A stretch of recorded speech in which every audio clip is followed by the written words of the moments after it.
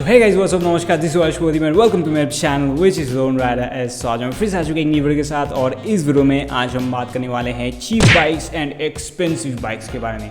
तो ये टॉपिक जो है ये काइंड ऑफ सुनने में ही थोड़ा सा ऐसा डिस्क्रिमिनेटिंग टॉपिक सा लगता है, और क्योंकि cheap bikes and expensive bikes. तो इसी वीडियो में मैं आज आप लोगों को पूरा डिस्क्राइब करने वाला हूँ जो डिफरेंसेस होती है normally cheap bikes and expensive bikes के बारे में।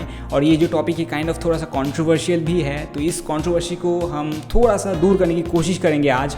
और ये जो थिंकिंग होता है कि इस बाइक के बदले में एक मोटरसाइकिल परचेस कर लूँ या फिर एक बुलेट परचेस कर लूँ या फिर एक स्कूटी परचेस कर लूँ, ये जो थिंकिंग है इस चीज़ को हम आज थोड़ा सा चेंज करने की कोशिश करेंगे। तो अगर आप इंटरेस्टेड हो और अगर आपको मैं ज्ञान देना हो तो इस वीडियो को पूरा ज़रूर देखें।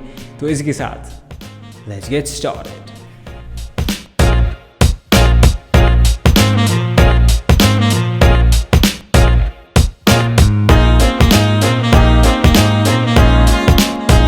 तो इसी के साथ इस वीडियो को स्टार्ट करते हैं। तो जैसे कि मैंने बताया, आज हम बात करने वाले हैं cheap bikes versus expensive bikes के बारे में।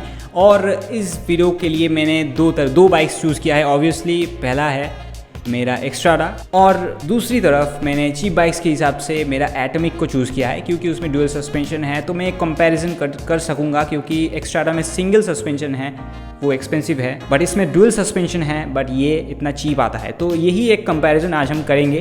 तो अप्रोक्स मेरा जो एटॉमिक का प्राइस है वो है 5600 सॉरी, और एक्स्ट्राडा का प्राइस है 56,000। और एटॉमिक का एक्चुअली 5600 जब इसको मैंने परचेस किया था तब मैंने 5600 से परचेस किया था, बट अभी उसमें मैंने बहुत सारी चीज़ें लगाई है, जैसे कि सस्पेंशन लगाया है और डिस्क ब्रेक्स लगाई हैं। तो बहुत सारी चीज़ें चेंज हो चुकी है उसमें।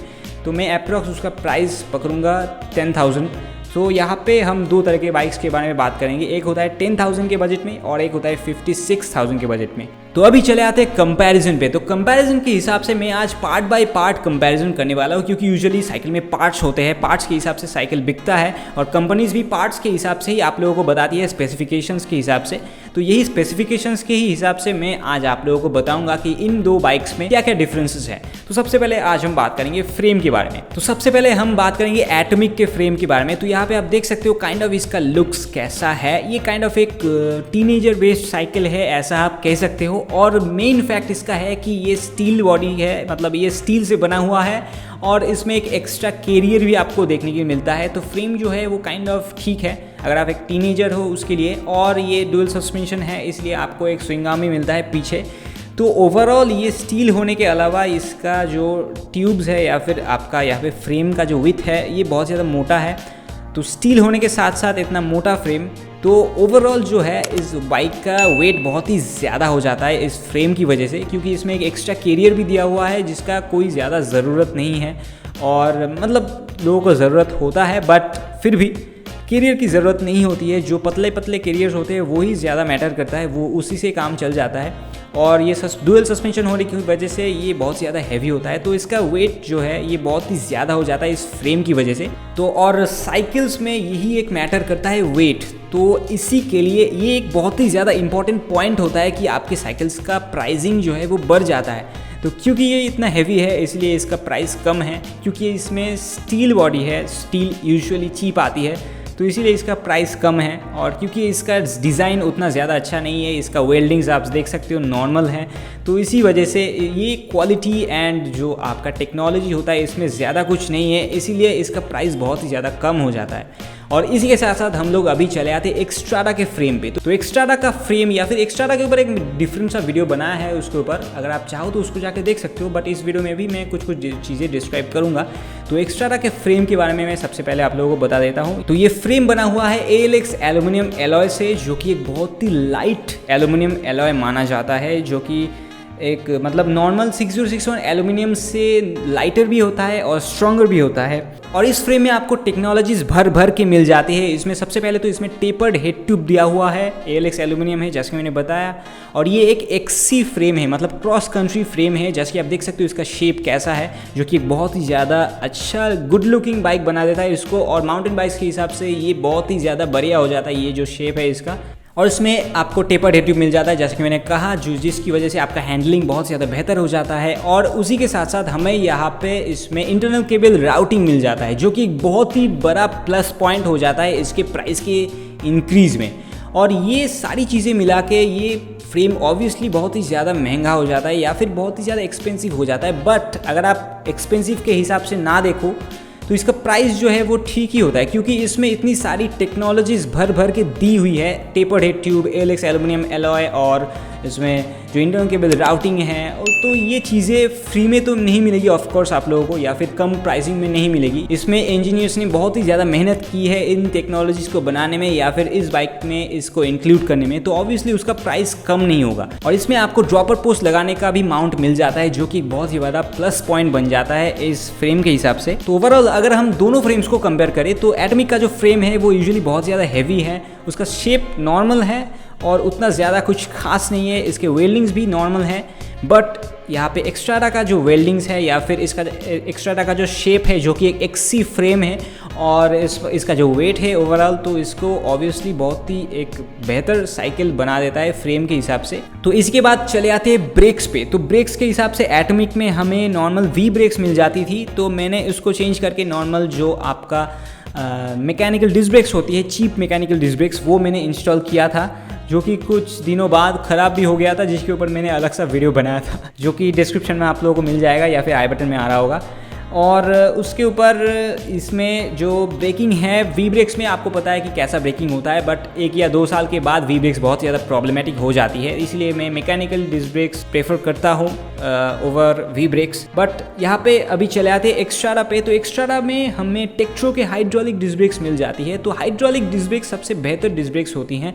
नॉर्मली मैकेनिकल डिस्क ब्रेक्स या फिर आपका जो रिम ब्रेक्स होती है या फिर जो ड्रम ब्रेक्स आप कह सकते हो या फिर कैलिपर ब्रेक्स आप कह सकते हो, ड्रम ब्रेक्स अलग होती है। कैलिपर ब्रेक्स के हिसाब से मैकेनिकल डिस्क ब्रेक्स बहुत ही ज़्यादा बेहतर होती है। तो इन दोनों का कंपैरिजन में, ब्रेक्स का कंपैरिजन में मैकेनिकल डिस्क ब्रेक्स ऑब्वियसली बहुत ही ज़्यादा बेहतर होता है। तो इसके बाद चले जाते हैं गियर्स पे। तो एटॉमिक में हमें सिंगल स्पीड मिल जाती है, इसमें मैंने गियर्स इंस्टॉल नहीं किया, ये सिंगल स्पीड ही आया था। और एक्स्ट्राडा में हमें पूरा एक शिमानो डियोरे का ड्राइव ट्रेन मिल जाता है। इसके शिफ्टर्स भी शिमानो डियोरे के हैं, इसका फ्रंट डिरेलर डियोरे का है और रियर डिरेलर डियोरे का है, और इसका जो कैसेट है वो भी 10 स्पीड कैसेट है, और इसका क्रैंक सेट एक हॉलोटेक क्रैंक सेट है जिसमें आपको 2 स्पीड मिल जाता है। तो 2x10 20 स्पीड का यहाँ पे पूरा ड्राइव ट्रेन हमारा बन जाता है शिमानो डियोरे का, और शिमानो डियोरे एडवांस्ड गियर शिफ्टिंग में आ जाता है। तो ये एक बहुत ज़्यादा प्लस पॉइंट है इसके प्राइसिंग में इंक्रीज़ का। तो इसके बाद बात करते हैं इनके सस्पेंशंस पे। तो एटॉमिक का सस्पेंशन एक नॉर्मल सस्पेंशन है, अप्रॉक्स 60 to 80 mm का ट्रैवल होगा। आई एम नॉट श्योर, इसमें कहीं पे लिखा नहीं है या फिर मुझे नहीं पता है कि इसका ट्रैवल कितना है, और या फिर उससे कम भी हो सकता है, आई एम नॉट श्योर। और इसमें एक नॉर्मल सस्पेंशन है, यूजुअली ये बहुत ज़्यादा हैवी भी है, और ये थ्रेडेड सस्पेंशन है। एंड इसमें एक प्रॉब्लम आती है कुछ दिनों के बाद, अगर ये सूख जाता है तो बहुत ज़्यादा प्रॉब्लम होती है इसको सर्विस करने में, और जिसके ऊपर वीडियोस बनाए हैं मैंने। और इसका एक और प्रॉब्लम है कि ये बैक पुल मारती है। अगर आप थोड़ा सा हवा में होते हो या फिर थोड़ा सा जंप करने की कोशिश करते हो तो सस्पेंशन में खट करके आवाज़ आता है, जो कि आपका सस्पेंशन वहाँ पे जाके अटक जाता है, तो वो एक प्रॉब्लम है। बट यहाँ पे आते हैं एक्स्ट्राडा के सस्पेंशन पे। तो एक्स्ट्राडा का सस्पेंशन एक थ्रेडलेस सस्पेंशन है ऑब्वियसली, और ये जो सस्पेंशन है ये है एसआर सनरूफ का XCM 120 mm, जो कि एक बहुत ही बढ़िया सस्पेंशन होता है। अगर आपको ज़्यादा जानना है इसके बारे में तो आप डायरेक्टली गूगल पे जाके सर्च कर सकते हो। तो इसके बाद दूसरे कंपोनेंट्स पे चले आते हैं, जैसे कि हैंडल बार हमें एटॉमिक में 600 mm का एक हैंडल बार मिल जाता है, जो कि स्टील का होता है। ये मैंने चेंज किया था, पहले भी एक 600 mm का हैंडल बार मिलता था जो कि थोड़ा सा पतला सा था, बट ये स्ट्रेट काइंड ऑफ है, इसलिए मैंने इसको इंस्टॉल किया था। और उसके बाद एक्स्ट्राडा में हमें 780 mm का हैंडल बार मिल जाता है एलॉय का, और एनटीटी स्पोर्ट की तरफ से है ये हैंडल बार, जो कि बहुत ही ज़्यादा बेहतर है ऑब्वियसली। और उसके बाद स्टेम पे चले आते हैं। स्टेम में एटॉमिक में हमें नॉर्मल यहाँ पे स्टील का, यहाँ पे मुझे इसका मेजरमेंट नहीं पता कितना है, बट ये काइंड ऑफ ये भी मैंने इंस्टॉल किया था। इसमें एक पूरा कॉम्पैक्ट जो आपका स्टेम मिलता है वो मिलता था, बट मैंने इसमें थ्रेडलेस काइंड ऑफ एक स्टेम लगाया है। और मेरे एक्स्ट्राडा में 3.8 mm का एलॉय एनटीटी स्पोर्ट की तरफ से स्टेम हमें मिल जाता है, जो कि बहुत ही एक बढ़िया स्टेम है, शॉर्ट स्टेम है, जिसमें हैंडलिंग बहुत ही ज़्यादा बढ़िया हो जाता है। और उसके बाद चले आते हैं व्हील्स पे। तो एटॉमिक में हमें स्टील व्हील्स मिल जाती है, 26 इंचेस का स्टील का रिम्स मिल जाता है, और उसमें नॉर्मल हब्स मिल जाती है, जो कि यूजुअली बहुत ज़्यादा कॉमन होता है। बट एक्स्ट्राडा में हमें यहाँ पे डबल वॉल एलॉय रिम्स मिल जाती है, और उसमें QR बूस्ट हब्स भी मिल जाता है, जो कि यूजुअली बहुत ही ज़्यादा स्मूथ होता है। अगर आप उसको छोड़ भी देते हो, पैडल नहीं भी करते हो, वो इजीली रोल होगा, बहुत ही ज़्यादा स्मूथ है। और उसके बाद चले जाते हैं टायर्स पे। तो एटॉमिक में मुझे TI ब्रांड का टायर मिला था और मुझे पीछे वाला चेंज करके कुछ और टायर लगाया था, आई एम नॉट श्योर कौन सी कंपनी का। सामने का जो टायर है काइंड ऑफ हाइब्रिड टायर्स है और 26 इंचेस का है ऑब्वियसली। और एक्स्ट्रा में इसमें हमें शॉल्बे स्मार्ट स्टैम्प टायर्स मिल जाती है 27.5 × 2.1 इंचेस का। और उसके बाद पैडल्स पे चले जाते हैं। पैडल्स हमें दोनों में ही प्लास्टिक के मिल जाती है, बट एक्स्ट्रा का जो क्वालिटी है वो ऑब्वियसली थोड़ा सा बेहतर है।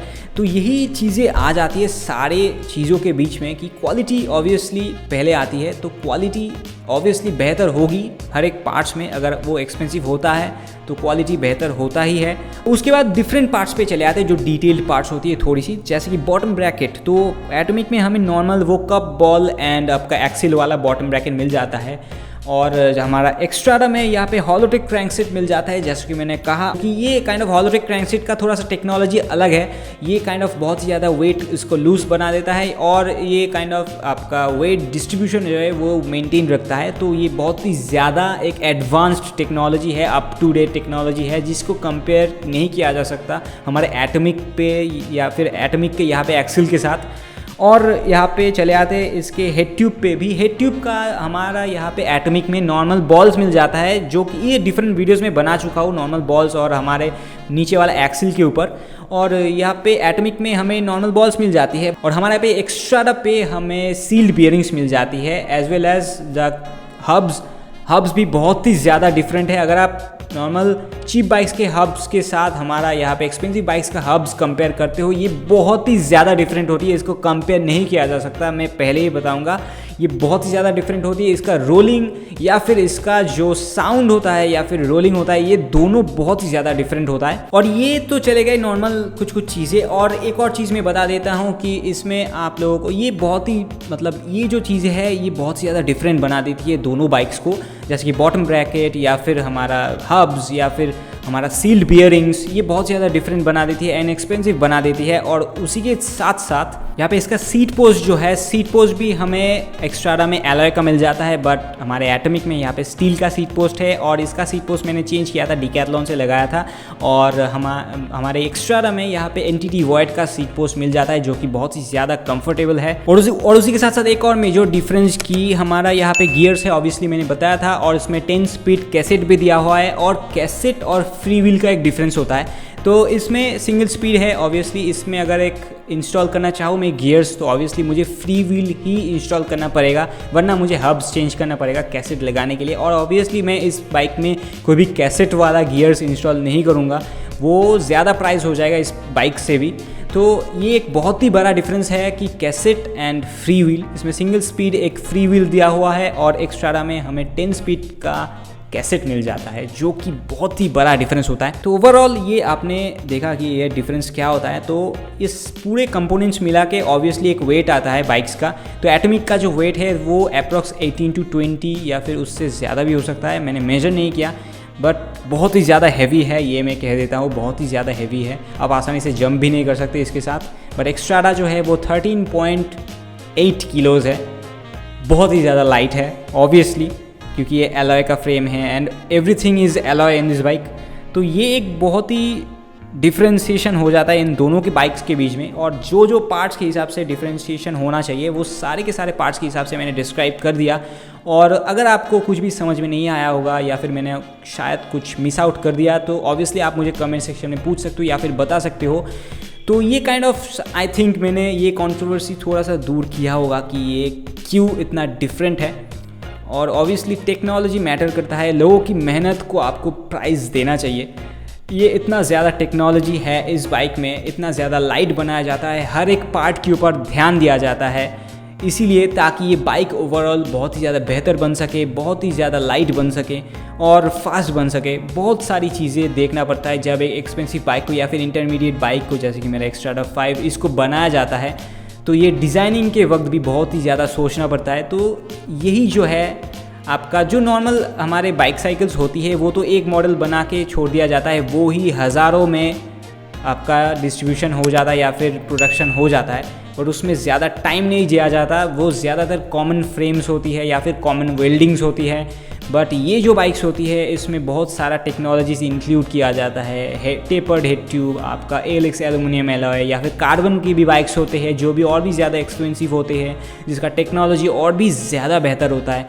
और उसके बाद इंटरनल केबल राउटिंग, आपको अंदर से वायर लेने का क्या ज़रूरत है, आप तो बाहर से भी ले आ सकते हो। बहुत लोग ऐसा कहेंगे वो तो ऐसे ही शो ऑफ के लिए है, but no, internal cable routing बहुत ही ज़्यादा इंपॉर्टेंट होता है। इंटरनल केबल राउटिंग की मदद से आपका जो केबल्स है वो ज़्यादा वॉबल नहीं होता, आपका ज़्यादा एक्स्ट्रा वाइब्रेशंस नहीं होते, फ्रेम में कोई स्क्रैचेस नहीं आते, और आपका ओवरऑल जो लुक्स है आपके बाइक का वो बहुत ही ज़्यादा मेंटेन रहता है। और आपका मतलब माउंटेन बाइक्स यूजुअली बहुत ज़्यादा गंदा होता है, क्लीनिंग में बहुत ही ज़्यादा इजी, और अगर वायर्स जो है वो बाहर रहते हैं तो साउंड बहुत ही ज़्यादा आता है। तो ये टेक्नोलॉजी में हमें कोई भी क्वेश्चंस नहीं उठाने चाहिए। ऑब्वियसली बहुत लोगों ने मेहनत करके ये बाइक्स बनाया है, बट ये जो चीज़ें हैं ये काइंड ऑफ हमें मोटरसाइकिल के साथ या फिर चीप बाइक्स के साथ कंपेयर नहीं करनी चाहिए। तो यही था हमारा वीडियो, इसमें मैंने पूरे कंपैरिजन्स बताए। तो जैसा कि मैंने कहा, अगर आपको कोई भी प्रॉब्लम होगा तो ऑब्वियसली आप मुझे कमेंट सेक्शन में पूछ सकते हो या फिर बता सकते हो।